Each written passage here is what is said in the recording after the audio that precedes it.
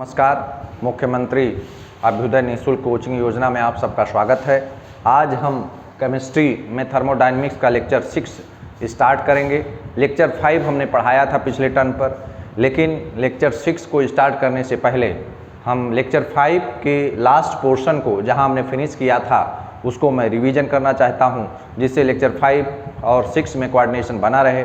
तो देखिए भाई, पिछले टर्म पर हम लोगों ने यह डिस्कस किया था कि कोई रिवर्सिबल आइसोथर्मल एक्सपेंशन है, रिवर्सिबल आइसोथर्मल एक्सपेंशन।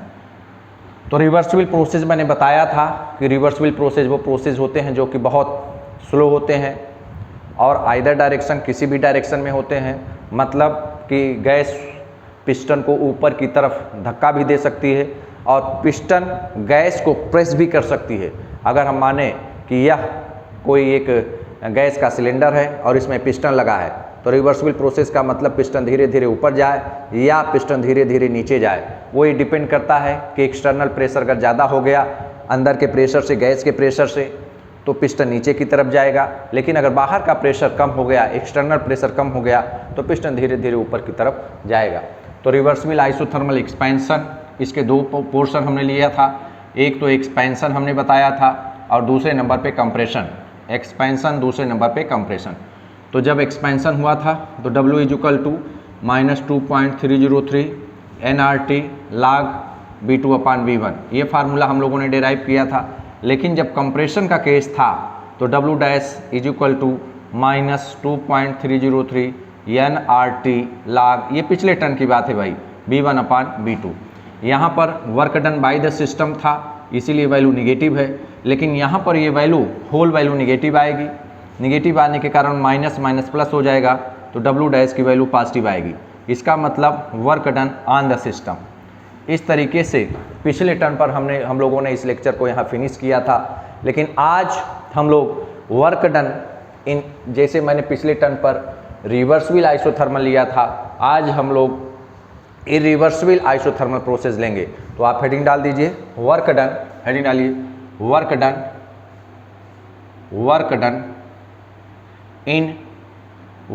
इन इरिवर्सिबल, वर्क डन इन irreversible isothermal expansion, isothermal processes. जो आइसोथर्मल प्रोसेस हैं, वर्क डन इन reversible isothermal process, work done इन रिवर्सिबल आइसोथर्मल प्रोसेस। हम यहाँ पर एक्सपेंशन ही लेंगे, इसीलिए आप हेडिंग रख सकते हैं वर्क डन इन रिवर्सिबल आइसोथर्मल प्रोसेस, PROCESS। तो देखिए भाई, वर्क डन इन इरिवर्सिबल आइसोथर्मल प्रोसेस। तो इरिवर्सिबल प्रोसेस मैंने आपको बताया था कि इरिवर्सिबल प्रोसेस वो होते हैं कि जो एक ही डायरेक्शन में होते हैं, यूनि डायरेक्शन होते हैं। जितने भी नेचुरल प्रोसेस हैं हमारे नेचर में, जो भी नेचुरल प्रोसेस, प्रकृति के जो प्रोसेस हैं, नेचर के जो प्रोसेस हैं, वो सब इरिवर्सिबल हैं, वो यूनि डायरेक्शन है। जब तक एक्सटर्नल फोर्स ना लगाया जाए, बाहर से कोई बल ना लगाया जाए, कोई एक्सटर्नल वर्क ना हो, तब तक वह प्रोसेस रिवर्ट नहीं हो सकता। इसका मतलब कि all the natural process are the irreversible. और इरिवर्सिबल प्रोसेस बहुत फास्ट होते हैं, मैंने आपको बताया था। तो इरिवर्सिबल प्रोसेस बहुत फास्ट होता है। और क्या होता है भाई, ये रिवर्सिबल यूनि डायरेक्शन होता है। यूनि डायरेक्शन का मतलब एक ही दिशा में होता है, यूनि डायरेक्शन, ठीक है। इरिवर्सिबल प्रोसेस दो टाइप के होते हैं। पहले नंबर पे फ्री एक्सपेंशन, EXPANSION। दूसरे नंबर पे intermediate expansion, INTERMEDIATE, intermediate expansion. तो देखिए भाई, सबसे पहले हम लोग डिस्कस करेंगे फ्री एक्सपेंशन। फ्री एक्सपेंशन क्या होता है? एक ऐसा एक्सपेंशन, एक ऐसा विस्तार जिसमें गैस एक्सटर्नल प्रेशर 0 हो, बाहर का प्रेशर 0 हो, उसके खिलाफ एक्सपेंड हो, उसके खिलाफ उसका फैलाव हो, तो हम कहेंगे कि वह फ्री एक्सपेंशन है। उसके नाम से स्पष्ट है, फ्री। फ्री का मतलब ये होता है कि एक्सटर्नल प्रेशर इज 0, मतलब बाहर निर्वात है, निर्वात के खिलाफ गैस फैल रही है तो उसके द्वारा कितना कार्य किया जाएगा हम लोग कैलकुलेट करेंगे फ्री एक्सपेंशन में। तो फ्री एक्सपेंशन का मतलब कि expansion against zero pressure, expansion यहाँ आप लिख सकते हैं expansion EXPAI expansion against, expansion against zero pressure, zero pressure शून्य प्रेशर के खिलाफ एक्सपेंशन अगेंस्ट जीरो प्रेशर। तो देखिए भाई फ्री एक्सपेंशन जिसको कि हम अगर हम इसको फिगर के द्वारा बनाएं तो हम ये कह सकते हैं कि यहाँ पर कोई एक पिस्टन है, यहाँ गैस भरी गई है और external pressure P external is equal to 0 है। ये जब एक्सटर्नल 0 है तो ये बहुत फास्ट पिस्टन ऊपर की तरफ जाएगा। इसके लिए अगर हम वर्क डन कैलकुलेट करें तो वर्क डन कैलकुलेट करने के बाद हम कैसे कैलकुलेट कर सकते हैं, W is equal to expansion हो रहा है ना, W इज इक्वल टू या W is equal to minus P external, DW is equal to minus P external DB। भाई यह मैंने बताया था वर्क 4 टाइप के थे, तो उसमें से एक एक्सपेंशन वर्क मैंने बताया था। जब गैस किसी प्रेशर के खिलाफ एक्सपैंड करे और वॉल्यूम में चेंज DV हो तो DW is equal to minus P external into DV। अगर हम दोनों तरफ इंटीग्रेट करें तो DW is equal to minus P external, ये एक्सटर्नल प्रेशर, और इंटीग्रेशन ऑफ DV यही होगा ना। तो P एक्सटर्नल की वैल्यू कितना है, ये वैल्यू तो आ जाएगी W, क्योंकि मैंने बताया था जो हमारे बायो के बच्चे जुड़े हुए हैं अगर किसी भी क्वांटिटी dx का इंटीग्रेशन करें तो x आता है, dy का इंटीग्रेशन करें तो y आता है, dp का इंटीग्रेशन करें तो p आता है। इसी तरीके से अगर हम dw का इंटीग्रेशन करें तो w आएगा। तो w is equal to minus, ध्यान दीजिए भाई P एक्सटर्नल है ना, ये देखिए क्या है ये P एक्सटर्नल, तो P एक्सटर्नल की वैल्यू क्या है 0 इंटू dV को क्या हो जाएगा V, तो ये वैल्यू क्या हो जाएगी 0, तो W इज इक्वल टू 0। इसका मतलब कि फ्री एक्सपेंशन बिल्कुल नेचुरल सी बात है, स्वाभाविक सी बात है कि अगर यह कोई गैस का सिलेंडर है, इसमें ये पिस्टन लगा हुआ है, तो बाहर का प्रेशर अगर 0 है तो गैस क्या वर्क करेगी इस पिस्टन को ऊपर ले जाने में, नहीं। जब बाहर का प्रेशर 0 है तो आसानी से ये पिस्टन ऊपर की तरफ जाएगा, गैस के द्वारा इस पिस्टन पर कोई भी कार्य नहीं किया जाएगा, मतलब गैस के द्वारा वातावरण पर कोई भी कार्य नहीं किया जाएगा। तो यहाँ पर आप लिख सकते हैं no work done, no work done, no work done by the system, no work done by the system, system के द्वारा कोई भी कार्य नहीं किया जाएगा। कई बार नीट में पूछा गया, कई बार जेई में पूछा गया कि फ्री एक्सपेंशन अगर हो रहा है तो वहाँ पर वर्क डन कितना होगा, तो आपका जवाब होगा कि सर वर्क डन वहाँ 0 होगा। क्यों? क्योंकि एक्सटर्नल प्रेशर जब 0 है तो वैल्यू 0 हो जाएगी। देखिए अब दूसरे नंबर पर इंटरमीडिएट एक्सपेंशन, दूसरे नंबर पे इंटरमीडिएट एक्सपेंशन। इंटरमीडिएट एक्सपेंशन का मतलब ये है कि गैस का expansion against a constant external pressure, कोई एक प्रेशर हो बाहर का वो 0 ना हो, उसके कुछ वैल्यू हो, उसके खिलाफ अगर गैस फैले, उसके अगेंस्ट गैस वर्क करे, तो वही वर्क हम लोगों को कैलकुलेट करना है। तो इसका मतलब कि यहाँ पर लिख सकते हैं कि expansion, expansion against, expansion against a constant external pressure, EXTERNAL, expansion against a constant external pressure. कहने का मतलब ये है कि यहाँ पर गैस भरी हुई है, ये पिस्टन है, इस पिस्टन की विशेषता ये है कि वेटलेस है, फ्रिक्शनलेस है।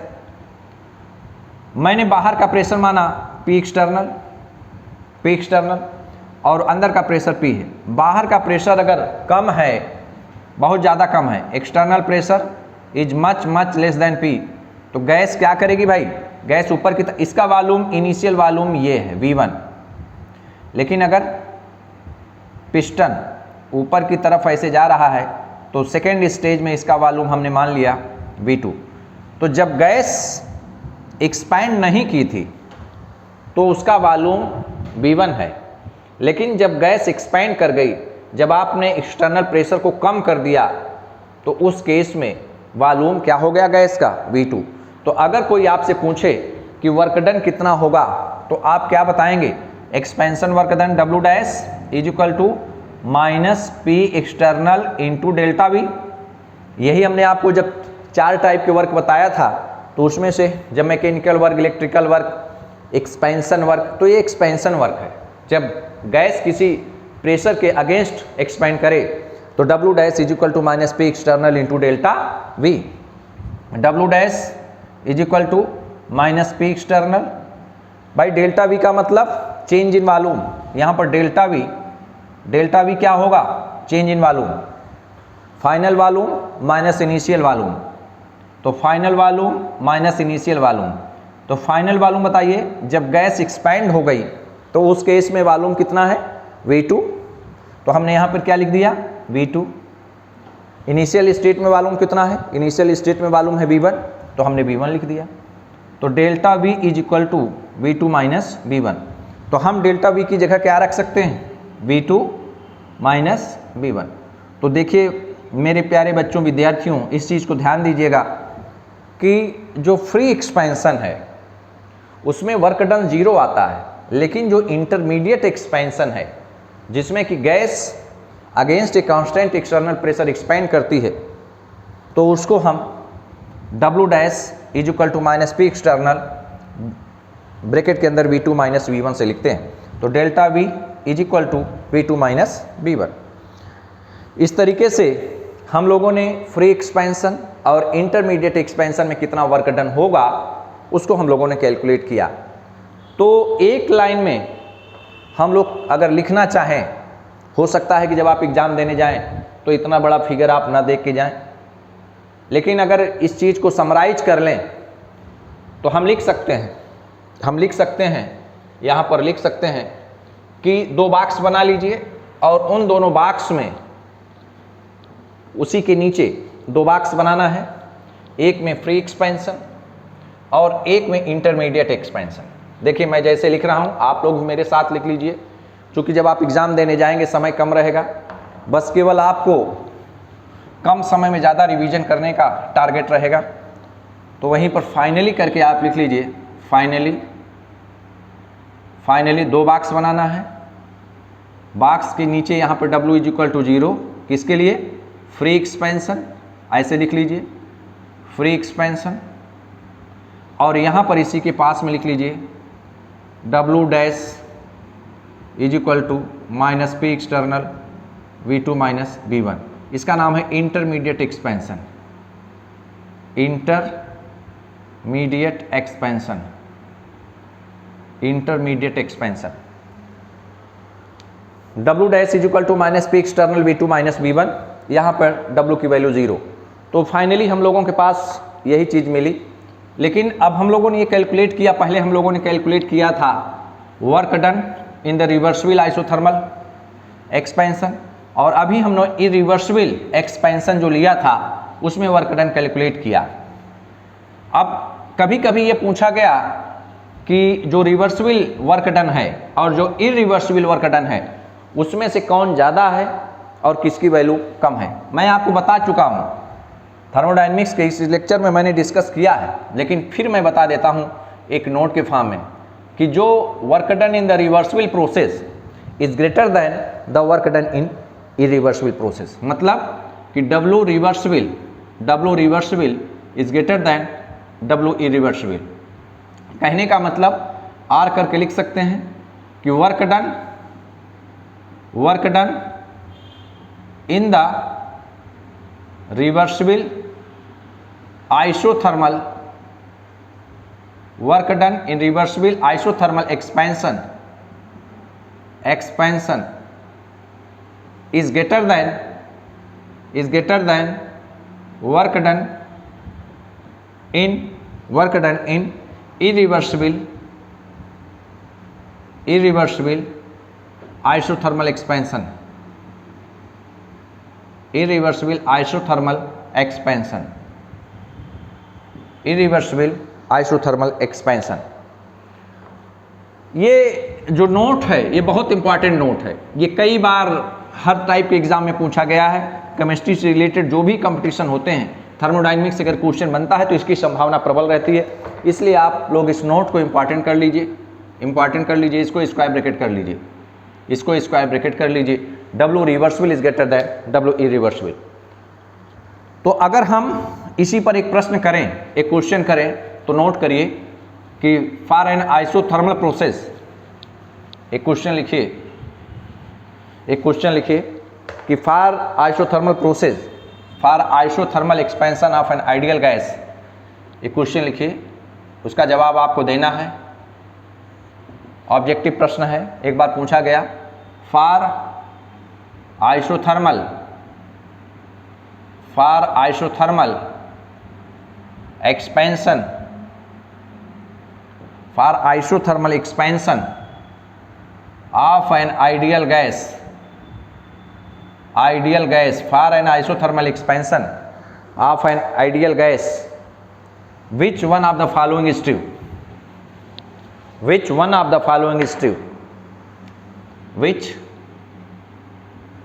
one of the following, which one of the following is true? निम्नलिखित में से क्या सही है? In which of the following is true? चार option. Option number A, delta H is equal to 0 and delta U less than 0। Second number पे, B number पे, delta H is equal to 0 and delta U is equal to 0। फिर C number पे, delta H is greater than 0 and delta U is equal to 0। D number पे, delta H is less than 0 and delta U is less than 0। कौन option सही है, इसमें आपको टिक करना है एक आइडियल गैस के लिए। और मैं हिंट कर देता हूं कि यहां पर प्रोसेस आइसोथर्मल है। मैंने बताया था, देखिए इसका सॉल्यूशन देखिए, इसका आंसर देखिए। आइसोथर्मल प्रोसेस का मतलब temperature remains constant, temperature remains constant. एक ऐसा टेम्परेचर जो कांस्टेंट रहे, तो ऐसे प्रोसेस जिसमें टेम्परेचर कांस्टेंट होता है उसको हम आइसोथर्मल प्रोसेस कहते हैं। तो देखिए भाई, अगर आइसोथर्मल प्रोसेस है तो टेम्परेचर कांस्टेंट रहेगा, इसका मतलब चेंज इन टेम्परेचर 0। जब टेम्परेचर चेंज ही नहीं होगा तो टेम्परेचर में क्या परिवर्तन होगा, delta T is equal to 0। तो ये हमेशा याद रखिए कि फॉर एन आइसोथर्मल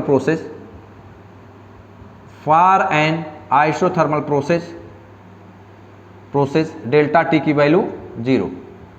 अच्छा, मैंने एक रिलेशन आपको बताया था, heat capacity at constant volume, तो ये वैल्यू होती है del U upon del T at constant volume B। यहाँ पर अगर हम du को, जो डेल्टा है, उसको ये लिख सकते हैं।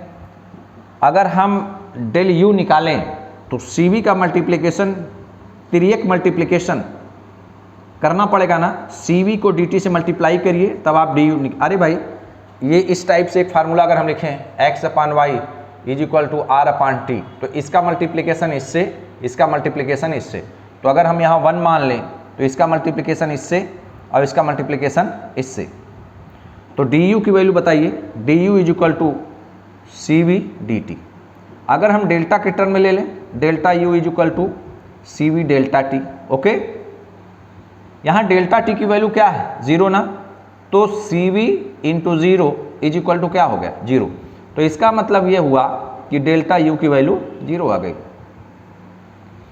ये फार्मूला आपको बहुत मन से याद करना पड़ेगा, क्योंकि इसका प्रयोग कई बार है थर्मोडायनेमिक्स में। Heat capacity at constant volume is equal to del U upon del T at constant volume B। इसी तरीके से एक फार्मूला आपको और याद रखना पड़ेगा, वो है CP is equal to del H upon del T at constant pressure P। यहाँ पर देखिए, आपने कांस्टेंट वॉल्यूम B लिया तो यहाँ पर आपने B रखा, यहाँ पे P रखा, तो del H upon del T at constant pressure P। मैं इसको यहाँ पर लिख देता हूँ, इस तरीके से एरो बना के मैं लिख देता हूँ।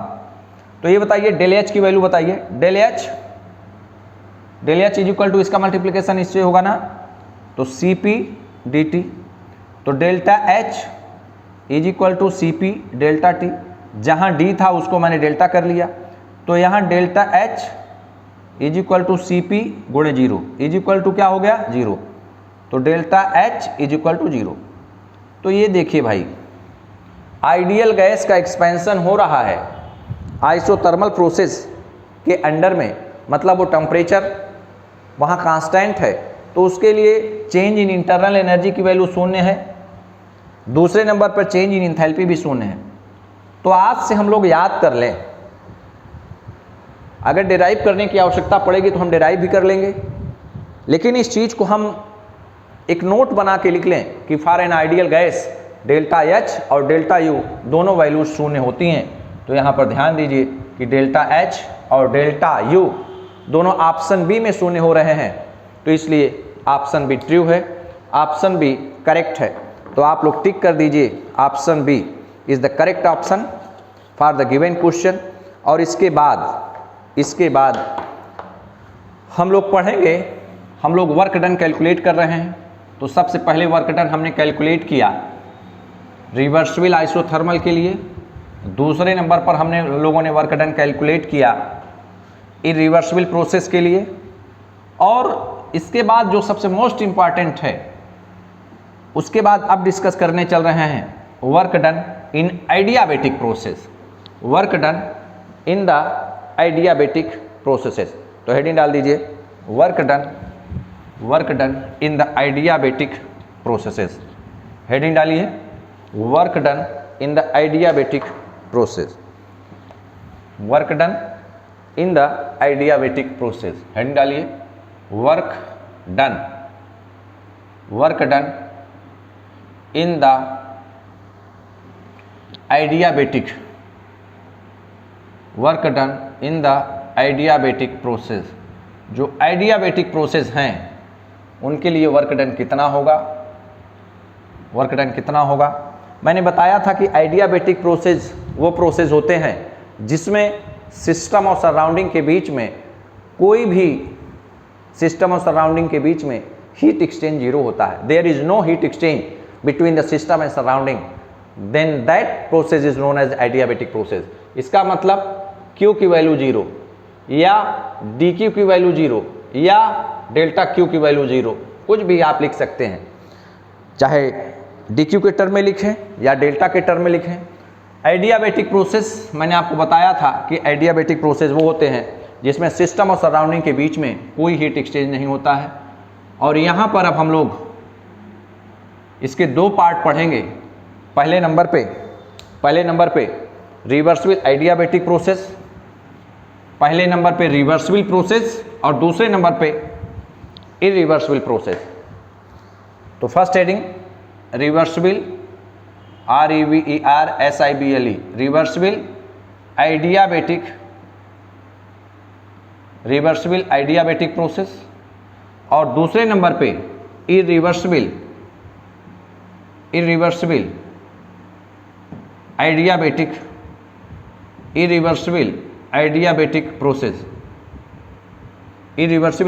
प्रोसेस।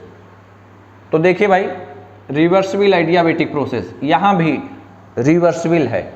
रिवर्सिबल प्रोसेस वो होते हैं जो बहुत स्लो होते हैं, आइदर डायरेक्शन होते हैं, इसमें मैक्सिमम वर्क मिलता है। तो अगर आइडियाबेटिक प्रोसेस है तो Q की वैल्यू क्या हो जाएगी, जीरो, R dQ की वैल्यू क्या हो जाएगी, जीरो। फ्रॉम फर्स्ट लॉ हमको वर्क डन कैलकुलेट करना है भाई, हमको वर्क डन कैलकुलेट करना है किसके लिए, आइडियाबेटिक प्रोसेस के लिए। तो from first law of thermodynamics, from first law of thermodynamics की मदद से हम लोगों ने डिराइव किया है कि delta U is equal to Q plus W, यही हम लोगों ने डिराइव किया है ना, या DU is equal to DQ plus DW। अब अगर आइडियाबेटिक प्रोसेस है, एक ऐसा प्रोसेस जिसमें सिस्टम और सराउंडिंग के बीच में कोई हीट एक्सचेंज ना हो, तो DQ की वैल्यू क्या हो जाएगी, जीरो। तो ये वैल्यू क्या हो जाएगी 0। तो D U is equal to 0 plus D W. इसको अगर हम डी डब्ल्यू को पहले लिखें, डी यू को ट्रांसफर कर दें उधर, तो D W is equal to D U. Okay, देखिए भाई फिर वही बात आई, तो C V is equal to del U upon del T at constant volume V. C V is equal to del U upon del T constant volume we.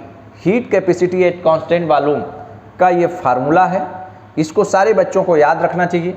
इसी तरीके से सी पी होता है del H upon del T at constant pressure P. इसको भी सारे बच्चे याद रखेंगे, क्योंकि इससे और इससे काफ़ी मैथमेटिकल फार्मूलेशन थर्मोडायनेमिक्स के सॉल्व होते हैं। यहाँ पर ध्यान दीजिए, अगर हम डी यू निकालना चाहें तो D U is equal to इसका मल्टीप्लिकेशन इससे ना सी वी डी टी। अगर हम एन मोल के लिए तो D U is equal to N C V D T. तो डी यू की वैल्यू यहाँ पर हम रख सकते हैं, तो N C V D T, N C V D T. इसको हम मान लें इक्वेशन नंबर 1, इसको हम मान लें इक्वेशन नंबर 1। तो कैसे हमने डी यू को चेंज किया N C V D T में, इस रिलेशन का यूज़ करके। तो आप लोग भी ध्यान रखिएगा कि इस रिलेशन को यूज़ करके हम लोगों ने N C V D T रखा है। देखिए इसके बाद यहाँ मैं एक लाइन खींचता हूँ जिससे कि ये मिक्सअप ना हो। इसके बाद यहाँ समझाने का प्रयास करता हूँ कि C P minus C B बराबर आर। वी नो दैट हम जानते हैं कि C P minus C B बराबर आर, जानते हैं ना, ये तो इंटरमीडिएट की चीज़ है भाई। और इस इक्वेशन को, इस रिलेशन को एक नाम दिया गया था, अगर आप भूल गए हो तो मैं बताऊं, इसका नाम है Mayer's relation, MAY, Mayer's relation. Mayer का संबंध था, मेयर नामक साइंटिस्ट थे, उन्होंने इस रिलेशन को दिया था। एक्चुअल में हमको CV निकालना है, हमको किसकी वैल्यू निकालना है, CV की वैल्यू। इसीलिए जद्दोजहद, तो हम दोनों तरफ CV से डिवाइड कर दें, तो -1 is equal to R upon CV, यही है ना। तो ये बताइए CP अपान CV की वैल्यू क्या होती है, gamma. -1 is equal to R upon CV। तो CV बराबर बताएं, CV बराबर, ये CV है भाई, CV। तो CV बराबर heat capacity at constant volume क्या हो जाएगा, R के नीचे गामा -1। तो CV is equal to R के नीचे गामा -1, R के नीचे CV is equal to R के नीचे गामा -1। तो क्या CV की जगह पर मैं पुटअप कर सकता हूं, इसको इक्वेशन नंबर 2 मान लीजिए।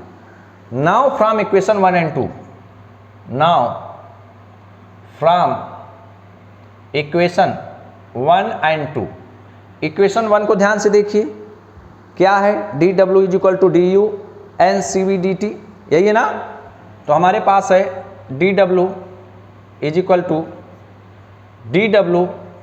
To N C V D T.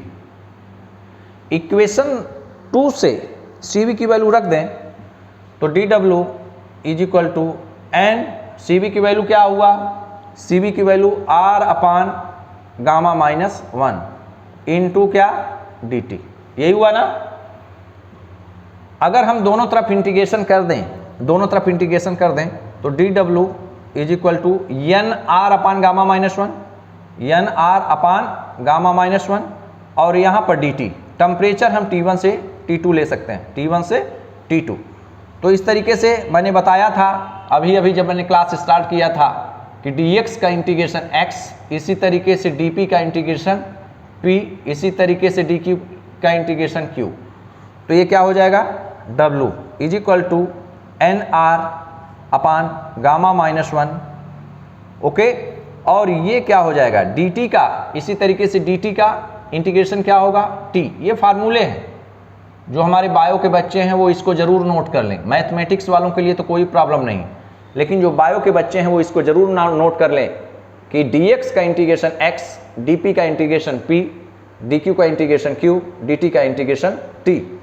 मैंने बताया था कि यहाँ पर t upper limit, lower limit t1, upper limit t2।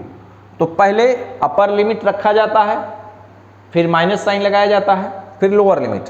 तो w is equal to N R upon gamma minus 1 और ब्रैकेट के अंदर t2 minus t1, t2 minus t1। This is the final formula, very important. w is equal to N R upon gamma minus 1 t2 minus t1। यह बहुत important formula है, कई बार NEET में ये पूछा गया। तो most important for the NEET and for the JEE, बहुत इंपॉर्टेंट फार्मूला है भाई। डायरेक्ट रिलेशन पूछा गया कि what is the relation of the work done for the reversible adiabatic process. तो आपको इतना डेराइव करने की आवश्यकता नहीं है, लेकिन जब आदमी डेरिवेशन करता है, थोड़ा सा स्टेप देखता है तो उसका दिमाग खुलता है। तो w is equal to N R upon gamma minus 1 t2 minus t1। जहाँ पर गामा क्या है जी, यहाँ पर आपने कहा था कि gamma is equal to cp upon cv। यही गामा है Poisson's ratio, POISSOINS, Poisson's ratio को कहा जाता है gamma. Poisson's ratio is known as the gamma, Poisson's ratio is known as the gamma. Gamma की वैल्यू मोनोएटॉमिक, डाईएटॉमिक और polyatomic के लिए अलग अलग होती है। तो मैं फिर से आपको बता दूं, रिवर्सिबल एडियाबैटिक प्रोसेस अगर है तो Q की वैल्यू 0, अगर Q की वैल्यू 0 है तो dQ की वैल्यू भी 0 होगी। From first law of thermodynamics delta U is equal to Q plus W, जहाँ पर Q हीट एब्जॉर्ब था, work involve in the process था। अगर work done by the system होगा तो W की value negative, work done on the system होगा तो W की वैल्यू पॉजिटिव। मैंने इसी फॉर्म को चेंज करके du के टर्म में लिख लिया, du is equal to dQ plus dW। चूंकि एडियाबैटिक प्रोसेस है तो dQ की वैल्यू 0, तो du इज इक्वल टू ऐसे रहने दिया, dQ की वैल्यू 0 और dW टू dW रहने दिया। इस dW को ट्रांसफर किया इधर, इस du को इधर, तो dW is equal to du n cv dt। cp minus cv बराबर r, ये हम लोग इंटरमीडिएट से पढ़ते हुए आए हैं कि cp cv में क्या संबंध होता था। इंटरमीडिएट में टीचर हमसे पूछता था what is the relation between cp and cv, तो हम कहते हैं सर cp माइनस cv बराबर r। r की वैल्यू क्या है, गैस कांस्टेंट। तो cp माइनस cv बराबर r, दोनों तरफ हम cv से डिवाइड कर दिए, तो दोनों तरफ डिवाइड किए तो cp अपान cv। यहाँ जब cv से डिवाइड किए तो वैल्यू 1 आ गई, is equal to r upon cv। cp upon cv is known as the Poisson's ratio, it is represented by the gamma. तो gamma minus 1 is equal to r upon cv। तो cv बराबर क्या आएगा, r के नीचे gamma, r के नीचे gamma, equation number 2। Equation 1 में इक्वेशन 2 को पुटअप करना है। तो यहाँ देखिए dw is equal to n cv dt, जो इक्वेशन 1 था मैंने उसको एज सच लिख लिया। तो dw is equal to n को ऐसे लिखा, cv की value r upon gamma minus 1, r upon gamma minus 1 into dt। तो ये देखिए dw is equal to N R upon gamma dt, दोनों तरफ इंटीग्रेशन कर दिया। तो मैंने बताया कि अगर dx का इंटीग्रेशन करें तो x, dp का इंटीग्रेशन करें तो p, dq का इंटीग्रेशन करें q, dt का इंटीग्रेशन करें t। तो w is equal to dw का इंटीग्रेशन करेंगे तो w n number of gas के कितने मोल लिए गए हैं, n, r upon gamma minus 1, gamma minus 1, और dt का इंटीग्रेशन किए तो t, lower limit t1, upper limit t2। तो w is equal N R upon gamma minus 1 t2 minus t1। ये नीट और जेई के लिए बहुत इंपॉर्टेंट है। गामा क्या है, what is the gamma, gamma is the Poisson's ratio. Gamma Poisson's ratio है और इसकी वैल्यू मोनोएटॉमिक, डाईएटॉमिक और पॉलीएटॉमिक के लिए अलग अलग होती है, जो आपको याद रहना चाहिए। लेकिन अगर याद नहीं है तो नीचे नोट करके लिख लीजिए, इसी लाइन में नोट करके लिखिए, नोट करके लिखिए NOT, नोट करके लिखिए for monoatomic gas, for monoatomic gas, monoatomic जो गैस हैं, gamma is equal to 1.66, gamma is equal to 1.66। r इसी को लिखा जा सकता है 5/3। फॉर डाईएटॉमिक नोट करते चलिएगा, for diatomic gamma is equal to 1.40 और R करके लिखिए 7/5। फिर फॉर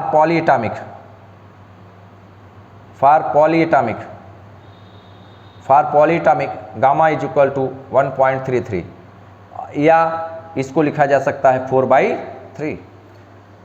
तो पहले नंबर पे 5/3, दूसरे नंबर पे 7/5, तीसरे नंबर पे 4/3।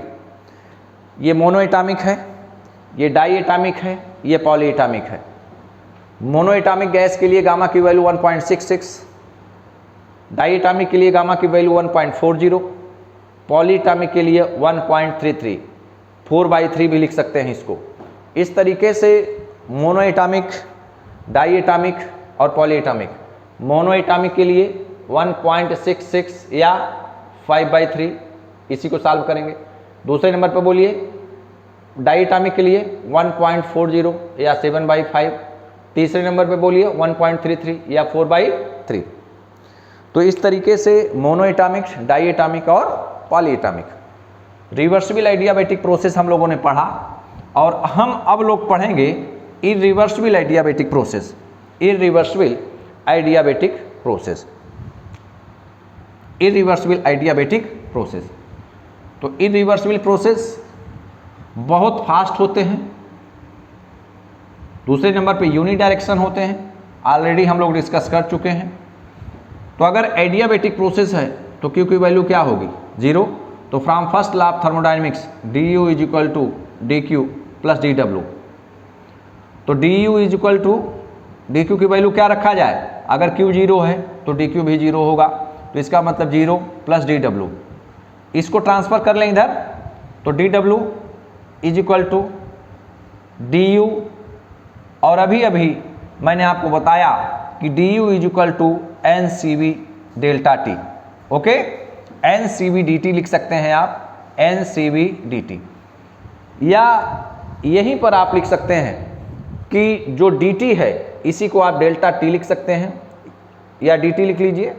फिर आगे वाले स्टेप में हम चेंज करेंगे, delta w is equal to delta u is equal to NCV और ब्रैकेट के अंदर T2 माइनस T1, और यही वैल्यू होती है minus P external V2 minus V1। तो ये वैल्यू आपको याद रखना है कि जो वर्क डन होता है, work done is equal to delta U NCV T2 minus T1 is equal to minus P external V2 minus V1। इस तरीके से हम लोगों ने reversible adiabatic process, irreversible adiabatic process दोनों के लिए वर्क डन कैलकुलेट किया। इसके लिए वर्क डन की वैल्यू आई NR upon gamma minus 1 T2 minus T1। इसके लिए वर्क डन आया NCV T2 माइनस T1 या minus P external V2 minus V1। इस तरीके से हम लोगों ने दोनों को कैलकुलेट किया है। लेकिन जो रिवर्सिबल एडियाबैटिक प्रोसेस हैं, इनसे रिलेटेड कुछ इंपॉर्टेंट रिलेशंस हैं टीवी के बीच में, पीवी के बीच में, पी और टी के बीच में। तो उन इंपॉर्टेंट रिलेशन को हम लोग नोट कर लें, कई बार वो एग्जाम में आए हुए हैं। इन दोनों को तो भाई याद रखना है, इसका कोई चारा नहीं है, इसको याद रखना है, कोई रास्ता नहीं, कोई विकल्प नहीं है, दोनों की वैल्यू याद रखनी है। कभी कभी छोटे छोटे न्यूमेरिकल या प्रॉब्लम इस पर दिए जा सकते हैं, लेकिन अगर आपका कॉन्सेप्ट क्लियर है तो आप कोई भी प्रॉब्लम चाहे जितना ट्विस्ट करे आप सॉल्व कर लेंगे। कॉन्सेप्ट का क्लियर होना बहुत ही ज़रूरी है कि कैसे ये वैल्यू मोनोएटॉमिक, डाईएटॉमिक के लिए हो रही है। अगर इसको हम 1.66 लिख सकते हैं तो इसको रेशियो में कितना लिखेंगे? तो 5/3 लिखेंगे। 1.40 को 7/5 लिखेंगे, 1.33 को 4/3 लिखेंगे।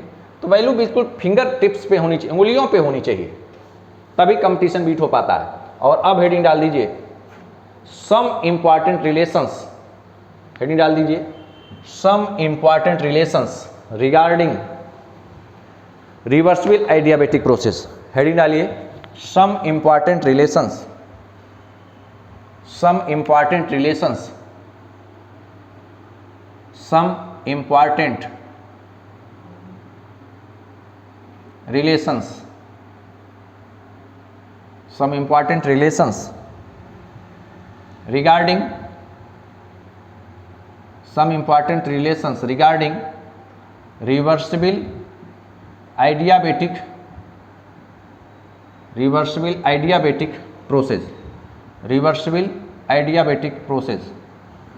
Some important relations regarding reversible adiabatic process. जो रिवर्सिबल adiabatic process हैं उनके लिए कुछ इंपॉर्टेंट रिलेशन है, उनको हम लोगों को लिखना है, हमको नोट करना है। तो पहले नंबर पे फर्स्ट रिलेशन है T टेम्परेचर, V की power gamma minus 1 is equal to constant. अगर हम इसी को इलेबोरेट करें, मतलब T1 और V1 के टर्म में, तो ये वैल्यू होगी T1 upon T2 is equal to V2 upon V1 की पावर गामा माइनस 1। याद रखना है भाई, या तो कहीं पर दिया रहे TV की पावर गामा माइनस 1 कांस्टेंट, अगर इसी को T1 V1 is equal to T2 V2 किया जाए, फिर उसके बाद सॉल्व किया जाए, तो T1 upon T2 is equal to V2 upon V1 gamma minus 1। दूसरे नंबर पे, सेकेंड नंबर पे प्रेशर और वॉल्यूम PV की पावर गामा बराबर कांस्टेंट। अगर इसको हम लोग इलेबोरेट करें, इसको P1 V1 की power gamma is equal to P2 V2 की पावर गामा करें, फिर उसको सॉल्व करें, तो ये वैल्यू आएगी P1 upon P2 is equal to V2 upon V1 की पावर गामा। या हम लिख सकते हैं P1 V1 gamma is equal to P2 V2 gamma, ऐसे भी लिख सकते हैं। चाहे जिस तरीके से एग्जाम में आपसे पूछे, आप हर तरह आंसर देने के लिए तैयार रहिए। तीसरे नंबर पे बहुत इंपॉर्टेंट है ये, T की पावर गामा P की power 1 minus gamma is equal to constant. T की पावर गामा P की power 1 minus gamma is equal to constant. तो अगर इसको हम T की पावर गामा P की power 1 minus gamma is equal to constant, तो अगर इसको हम लोग सॉल्व करें तो कैसे आएगा? T1 upon T2, T1 upon T2 की power gamma is equal to P2 upon P1 की पावर 1 माइनस गामा। T की पावर गामा P की power 1 minus gamma is equal to constant. तो यहाँ पर वैल्यू हुई T1 अपान T2 की power gamma, तो T1 अपान T2 की power gamma is equal to P2 upon P1 की पावर 1 माइनस गामा। तो ये तीन रिलेशन हैं, इसमें से ये वेरी इंपॉर्टेंट, ये एक बार पूछा गया नीट में, वेरी इंपॉर्टेंट, कि what is the relation between temperature and pressure for the reversible adiabatic process. तो आपको तीनों याद रखना है, T की पावर गामा P की power 1 minus gamma is equal to constant, या इसी को इलेबोरेट करके लिखें तो T1 अपान T2 की power gamma is equal to P2 upon P1 की पावर 1 माइनस गामा। और फोर्थ रिलेशन, जो कि एक रिलेशन है, वो इंटरमीडिएट 20 से निकाल के पूछा गया एक बार, तो CV DLNT minus R DLNV, D माने डिफरेंशिएशन, तो CV DLNT minus R DLNV most important. ये एक बीच का रिलेशन है, डेरिवेशन की आवश्यकता नहीं है, लेकिन इसको याद रखिएगा क्योंकि मेरे सामने से एक बार ये गुजरा हुआ प्रश्न है।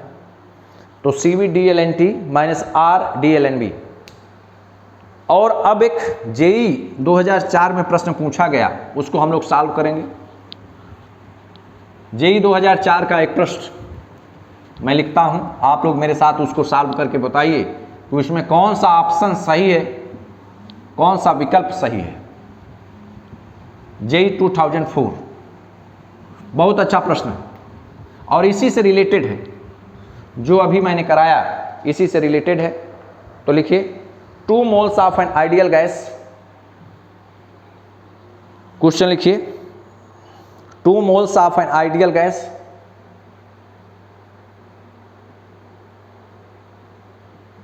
Two moles of N ideal gas,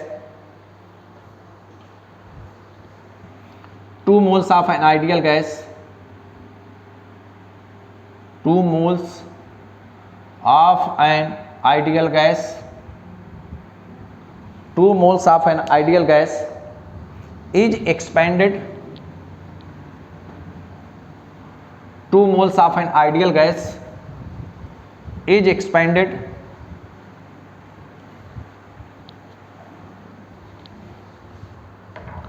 2 moles of an ideal gas is expanded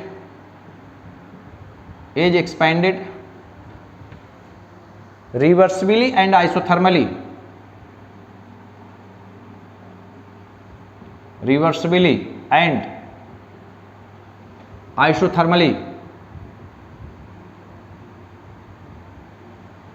Two moles of an ideal gas is expanded reversibly and isothermally from 1 liter volume to 2 liter volume.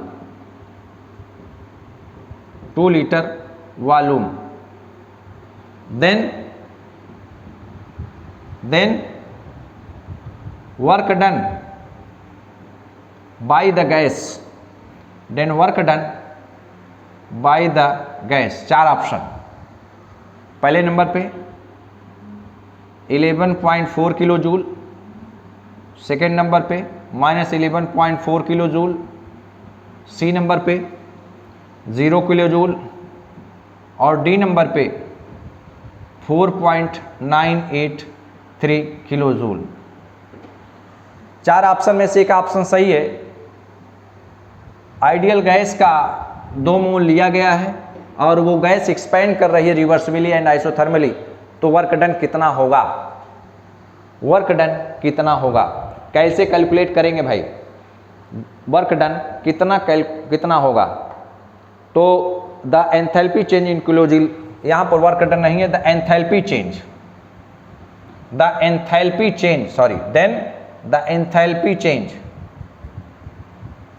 then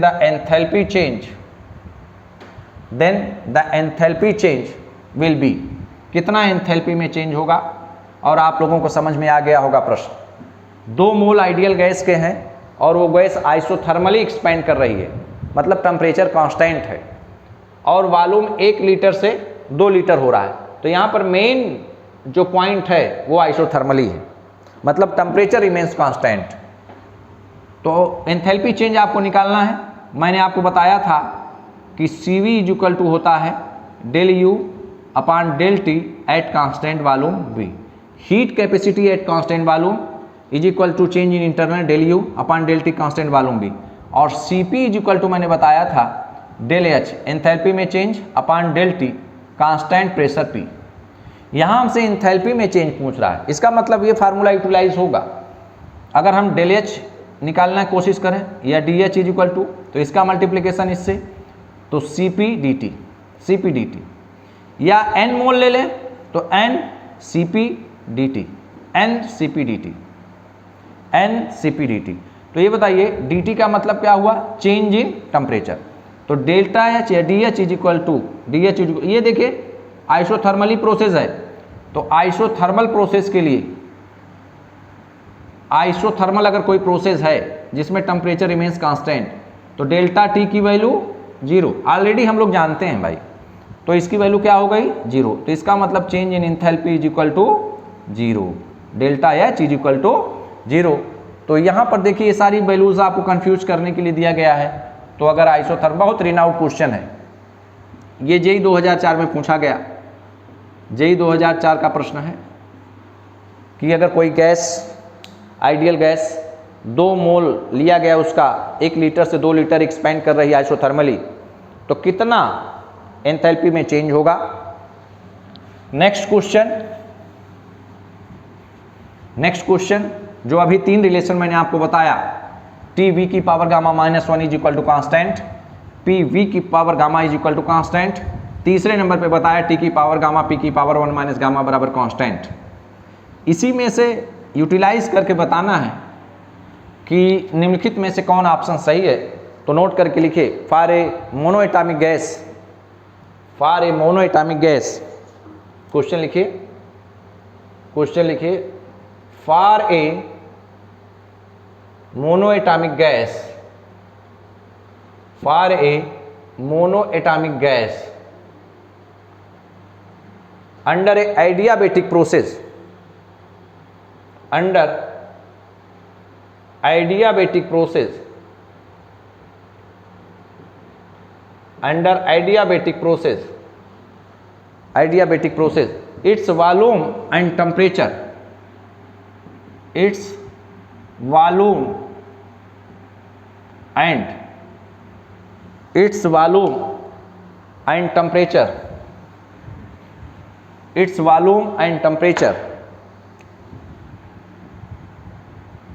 its volume and temperature are related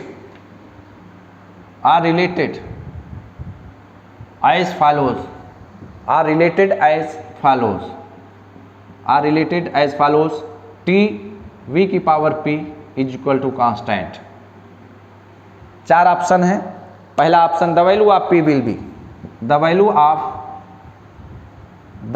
of P will be, P की value आपसे पूछा जा रहा है, इसका मतलब temperature और volume में एक रिलेशन दिया गया है, उसी रिलेशन को कंपेयर करना पड़ेगा। चार ऑप्शन, ए नंबर पे 1.66, बी नंबर पे 0.67 या 0.67, फिर यहाँ पर फिर सी नंबर पे यहाँ पे 1.33 कर लीजिए, 1.33, 0.67 और फिर उसके बाद 0.33 और डी नंबर पे नन।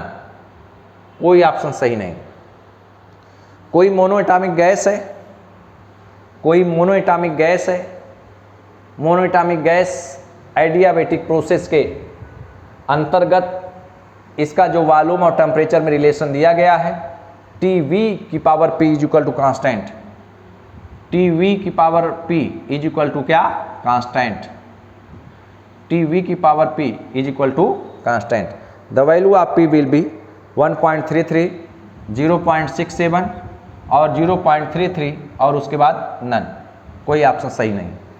तो ये बताइए भाई, हमारे पास वी नो दैट एक रिलेशन हम जानते हैं टेम्परेचर और वॉल्यूम के बीच में, वी नो ए रिलेशन, हमारे पास एक रिलेशन होता है ना, टी वी की power gamma -1 is equal to constant.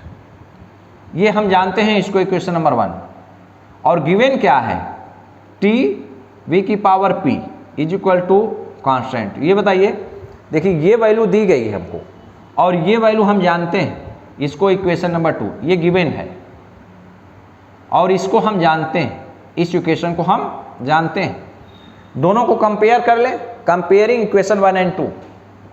इसलिए अगर हम कंपेयर करें तो देखिए टी सेम है, v की पावर गामा -1 यहाँ p है, तो इसका मतलब gamma -1 is equal to P, gamma -1 is equal to P. Monoatomic gas के लिए, मोनोएटॉमिक गैस है, अभी मैंने आपको बताया था मोनोएटॉमिक गैस की वैल्यू 1.66 या नियरली, इसको कुछ लोग 1.67 ले लेते हैं, या इसी की वैल्यू अभी आप लोगों ने लिखा था 5/3। डाई एटॉमिक के लिए 1.40, इसी की वैल्यू आपने 7/5 लिखा था। गामा की वैल्यू 1.33, पॉलीएटॉमिक के लिए इसी की वैल्यू आपने 4/3 लिखा था। तो गामा की वैल्यू मोनोएटॉमिक के लिए 1.67 -1 इज इक्वल टू क्या, P। ओके, तो 1.67 में से 1 को हम घटाएंगे तो हमारे पास वैल्यू बचेगी 0.67 इज इक्वल टू P। यही P की वैल्यू है जो हमसे पूछा जा रहा है। P की वैल्यू है 0.67, तो option number B is the correct option. Option number B is the correct option.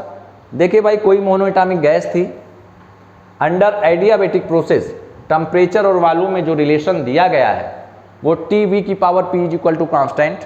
हमसे पूछा जा रहा है कि P की वैल्यू क्या होगी, तो इस रिलेशन को हम कंपेयर कर लें, टी वी की power gamma -1 is equal to constant.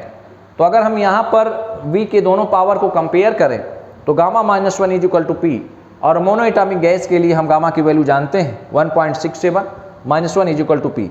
तो 1.67 में से 1 को सब्ट्रैक्ट करेंगे तो 0.67 और ये वैल्यू P के बराबर है। Option number B, option number B correct option है। और अब हेडिंग डाल दीजिए एंथैल्पी और हीट कंटेक्ट। आप हेडिंग डालिए एंथैल्पी, जिसको हम H से रिप्रेजेंट करते हैं। आप इसके बारे में जानते हैं, एक दिन मैंने आपको बताया था कि total heat content in a system is known as the enthalpy. H से रिप्रेजेंट किया जाता है एंथैल्पी को, H is equal to U plus PV। तो हेडिंग डाल दीजिए enthalpy or heat content, heading डालिए एंथैल्पी, एंथैल्पी, एंथैल्पी आर अथवा heat content, enthalpy or heat content, इसको लिखा जाता है H से। अगर इसको डिफाइन करना पड़े तो ऐसे डिफाइन करिएगा कि किसी भी सिस्टम की टोटल हीट, जितना हीट उसके अंदर होती है, is known as the heat content or enthalpy. तो total heat content of a system, किसी भी सिस्टम, मान लीजिए कि कोई सिस्टम है, मान लीजिए कि कोई सिस्टम है, तो इस सिस्टम के अंदर कांस्टेंट प्रेशर पर जितना हीट प्रेजेंट रहे, जितना हीट इसमें इन्वॉल्व रहे, निहित रहे, that heat is known as the enthalpy. तो आप लिख सकते हैं total heat content of a system, total heat content, इसकी डिफिनेशन आप लिख सकते हैं total heat content, total heat content of a system, total heat content of a system at constant pressure, at constant pressure, total heat content of a system at constant pressure is known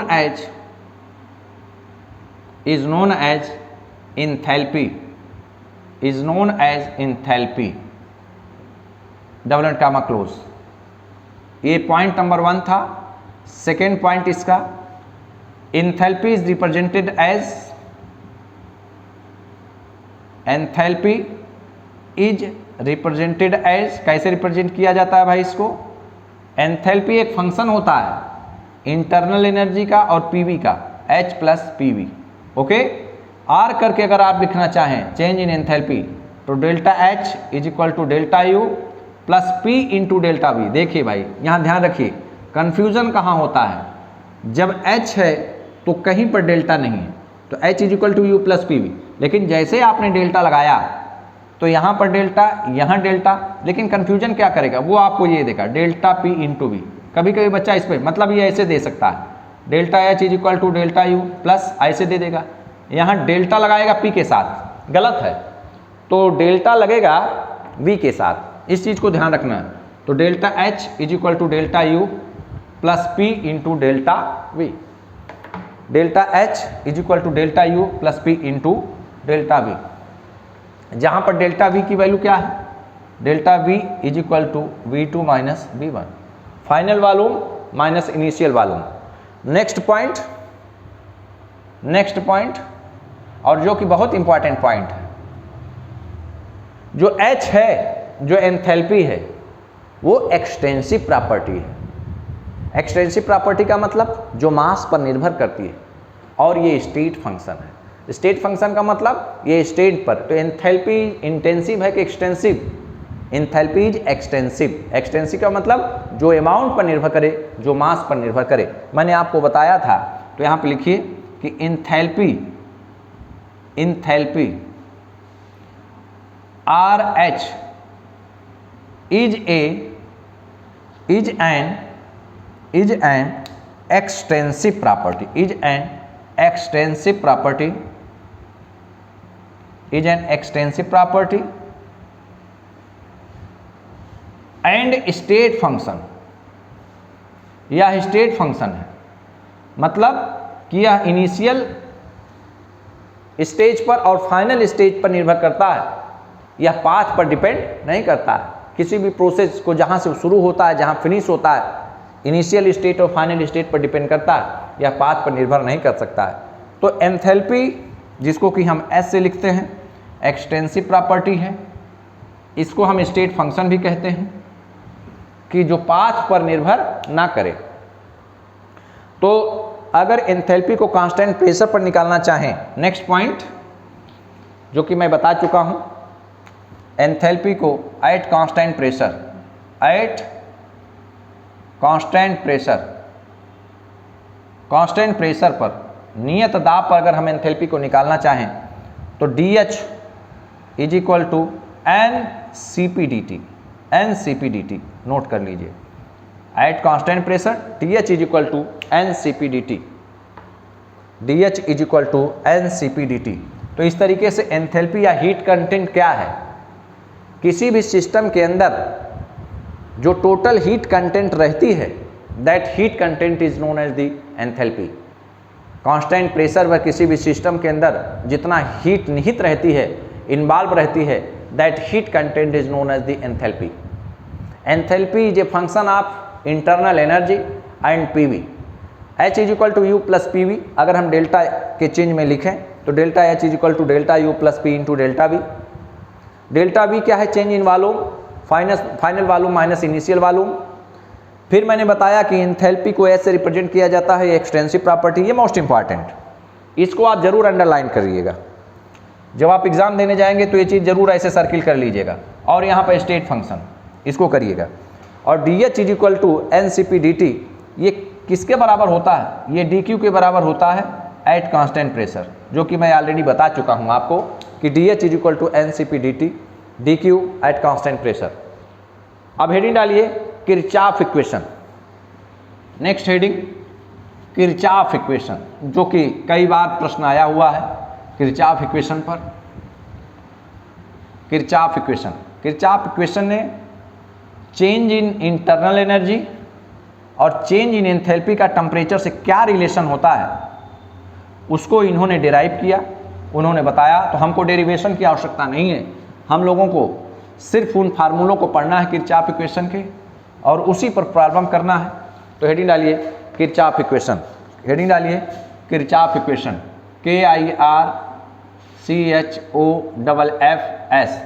Kirchhoff equation.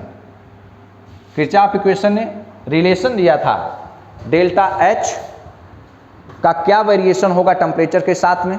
तो इसके दो equation हैं, पहले number पर delta CP is equal to delta H2 minus delta H1 upon T2 minus T1, Kirchhoff equation number 1। Kirchhoff equation number 1, Kirchhoff equation number 1। इसी equation को हम change करके भी लिख सकते हैं। कैसे चेंज करके लिख सकते हैं, अगर हम delta H2 minus delta H1 को लिखना चाहें तो इसका मल्टीप्लिकेशन जो डिनोमिनेटर में है वो डेल्टा CP के साथ में हो सकता है। तो इसका मतलब कि delta H2 minus delta H1 is equal to, इसका मल्टीप्लिकेशन इसके साथ ना तो डेल्टा CP अब ब्रैकेट के अंदर T2 minus T1,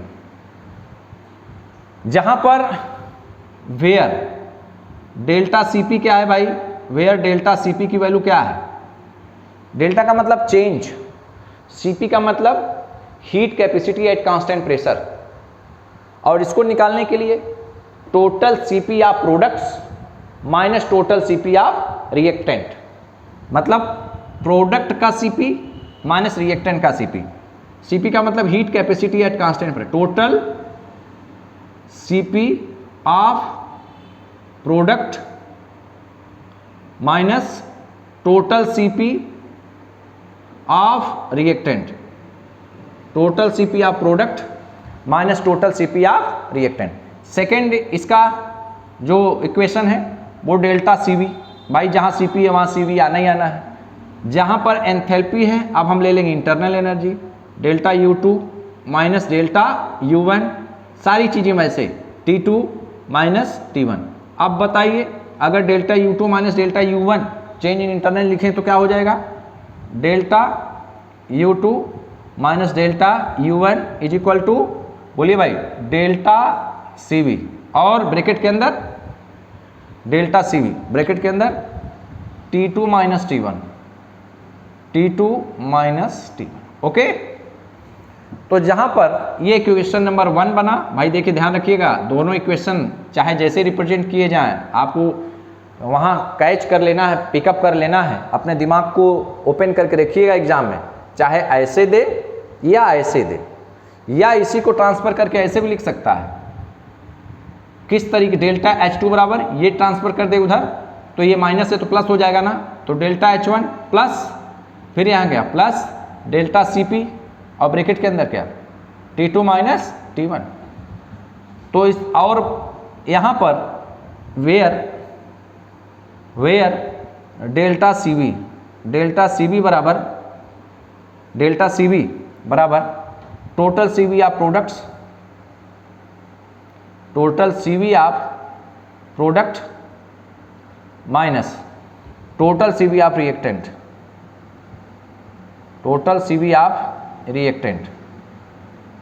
total Cv of product minus total Cv of reactant. ये दोनों फार्मूला आपको याद रखना है, यही किरचॉफ इक्वेशन है, नेक्स्ट हेडिंग डालिए Hess's law of constant heat summation. तो किरचॉफ इक्वेशन के दो इक्वेशन है, डेल्टा Cp और डेल्टा Cv। डेल्टा Cp जब हम लेंगे तो यहाँ एंथैल्पी चेंज लेंगे, Cv लेंगे इंटरनल एनर्जी में चेंज लेंगे। और हेडिंग डाल दीजिए अब Hess's law of constant heat summation. Heading डाल दीजिए, हेस का नियम आप पढ़े होंगे इंटरमीडिएट में, Hess's law of constant heat summation. Heading डालिए Hess's law of constant heat summation, Hess's HESS, Hess's law of constant heat summation, Hess's law of constant heat summation, SUMMATION, Hess's law of constant heat summation.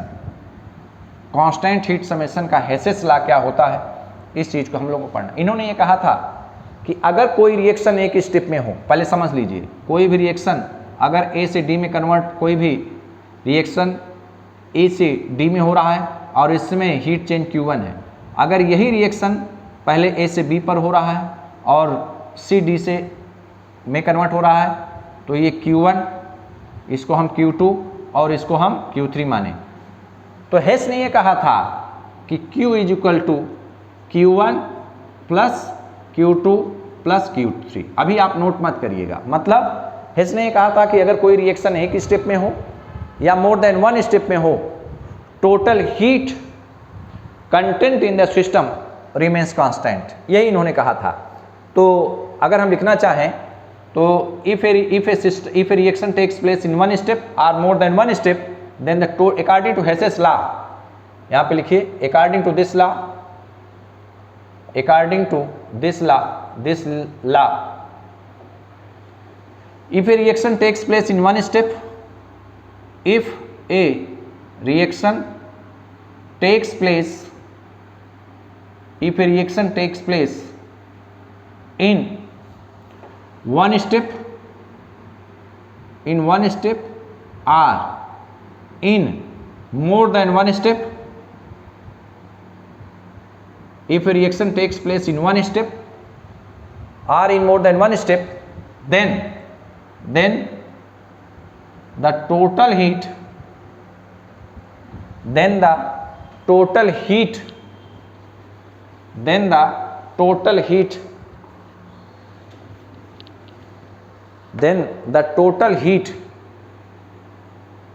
content in a system remains constant.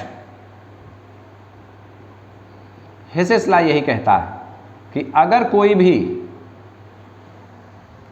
Reaction एक step में हो या मोर than one step में हो, total heat content remains constant. इसका मतलब Q is equal to, बोलिए यहाँ पर आप फिगर बनाइएगा और फिगर बनाने के बाद उसी के नीचे लिखिएगा Q1 प्लस क्या Q2 प्लस क्या Q3, Q1 plus Q2 plus Q3। This is the Hess's law. आज हम लोग इस लेक्चर को यहीं फिनिश करते हैं, लेकिन अलविदा कहने से पहले हम आज क्या पढ़ाए हैं, क्या डिस्कस हुआ है आपके साथ, इसको फिर से रिवाइज कर देते हैं। देखिए, आज हम लोगों ने जो स्टार्टिंग किया था वो यहाँ से किया था कि work done in the reversible process. Work done in the reversible process मैंने आपको बताया कि एक एक्सपेंशन था, एक कंप्रेशन था। तो मैंने रिवर्सिबल आइसोथर्मल एक्सपेंशन, रिवर्सिबल में 2 केस बताए, एक में एक्सपेंशन और दूसरे नंबर पे कंप्रेशन। एक्सपेंशन में W की वैल्यू -2.303 NRT log V2/V1, और यहाँ पर मैंने बताया था W dash is equal to -2.303 NRT log V1/V2। यहाँ पे W की वैल्यू पॉजिटिव, यहाँ पे निगेटिव। तो एक्सपेंशन में work done by the system था, कंप्रेशन में work done on the system था। लेकिन आज का लेक्चर जो था वो यहाँ से स्टार्ट हुआ था। इरिवर्सिबल प्रोसेस, हमने 2 स्टेप, इसके 2 पार्ट लिए थे। पहले नंबर पे फ्री एक्सपेंशन, फिर दूसरे नंबर पे इंटरमीडिएट एक्सपेंशन। फ्री एक्सपेंशन में हमने वर्क डन 0 मिला था और यहाँ पर -P एक्सटर्नल V2 - V1 मिला था। फिर मैंने आपको बताया कि रिवर्सिबल प्रोसेस और इरिवर्सिबल प्रोसेस में वर्क डन किसका ज़्यादा होगा, किसका कम। तो रिवर्सिबल प्रोसेस में वर्क डन ज़्यादा होगा, रिवर्सिबल में कम होगा। फिर मैंने आपको एक क्वेश्चन कराया जिसमें आइडियल गैस के 2 मोल लिए गए थे, आइसोथर्मली वो एक्सपेंड कर रहा था, तो एंथैल्पी चेंज कितना होगा। तो आपने कहा डेल्टा H की वैल्यू 0, डेल्टा U की वैल्यू 0। फार्मूला आपने 2 यूज़ किया, CV is equal to del U upon del T constant volume B, और दूसरा फार्मूला आपने यूज किया del H upon del T constant pressure P।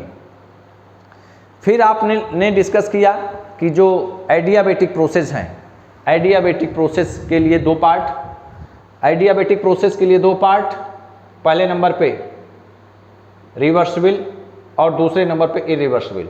तो जो रिवर्सिबल प्रोसेस था उसमें W की वैल्यू कितना निकाले थे, NR अपॉन गामा -1 ब्रैकेट के अंदर T2 - T1। और जो इरिवर्सिबल प्रोसेस था उसके लिए आपने क्या निकाला, W is equal to DU is equal to क्या निकाला था, NCV T2 - T1 is equal to -P external T2 - T1। लेकिन मैंने बताया था कि कुछ इंपॉर्टेंट एडियाबेटिक प्रोसेस के लिए महत्वपूर्ण रिलेशन थे। वो रिलेशन 4 रिलेशन थे। पहले नंबर पे रिलेशन था TV की पावर गामा -1 बराबर कांस्टेंट, PV की पावर गामा बराबर कांस्टेंट। फिर उसके बाद क्या आया था T की पावर गामा, P की पावर 1 माइनस गामा बराबर कांस्टेंट। इसको हम लोगों ने इलेबोरेट किया था, तो क्या मिला था, T1 upon T2 is equal to V2 upon V1 की पावर क्या, गामा -1। फिर P1 upon P2 is equal to V2 upon V1 की पावर गामा। फिर हम लोगों ने डिस्कस किया था T1 अपॉन T2 की power gamma is equal to P2 upon P1 की पावर 1 माइनस गामा। ओके। फिर एक रिलेशन था, लास्ट में एक रिलेशन था CV D-ln T is equal to -R D-ln T। ये बहुत इंपॉर्टेंट रिलेशन था, CV D-ln T minus CV D-ln T is equal to -R D-ln V। CV D-ln T is equal to -R D-ln V। ये most important relation था। फिर हमने आपको बताया Kirchhoff equation. Kirchhoff equation में मैंने 2 equation बताए। पहले नंबर पे मैंने आपको बताया कि delta CP is equal to delta H2 minus delta H1 upon T2 minus T1। फिर मैंने आपको बताया delta CV is equal to delta U2 minus delta U1 upon T2 minus T1। जहाँ पर डेल्टा CP और delta CV change in the heat capacity at constant pressure, total heat capacity of product minus total heat capacity of reactant, CV of product minus CV of reactant करेंगे तो delta CV मिलेगा। फिर मैंने आपको Hess's law बताया, अगर कोई reaction एक स्टेप में हो, मोर देन 1 स्टेप में हो, मतलब हेसेस लॉ ये कहता है कि अगर A से D में जा रहा है तो ये यहाँ B से और ये C से, यहाँ पर Q1, यहाँ Q2, ये Q3, तो Q is equal to Q1 plus Q2 plus Q3। अगर कोई रिएक्शन एक स्टेप में हो रही या मोर देन 1 स्टेप में हो रही है तो total heat change remains constant, मतलब कि Q की वैल्यू जो सिंगल स्टेप में हो रहा है वो कई स्टेप में हो तो ये Q इन तीनों के सम के बराबर होगा। तो this is all about for the today's class. मेरा आपसे अनुरोध है, रिक्वेस्ट है कि जितनी भी चीज़ों को आप लोगों ने पढ़ा है इसको आप लिख के बार बार रिवाइज करके कलम लेकर कॉपी पर बार बार लिखिए, क्योंकि बिना लिखे केमिस्ट्री नहीं आती है। मैं बार बार ये कहता हूँ कि अगर किसी भी गोल को अचीव करना है तो आपको श्रम करना पड़ेगा, क्योंकि बिना श्रम किए कोई भी सफलता नहीं मिलती है। संस्कृत में बहुत अच्छा श्लोक है, श्रमम बिना न किमपि साध्यम, श्रम के बिना कोई भी चीज़ साध्य नहीं है। इन्हीं शब्दों के साथ मैं इस लेक्चर को समाप्त करता हूँ। अलविदा, नमस्कार।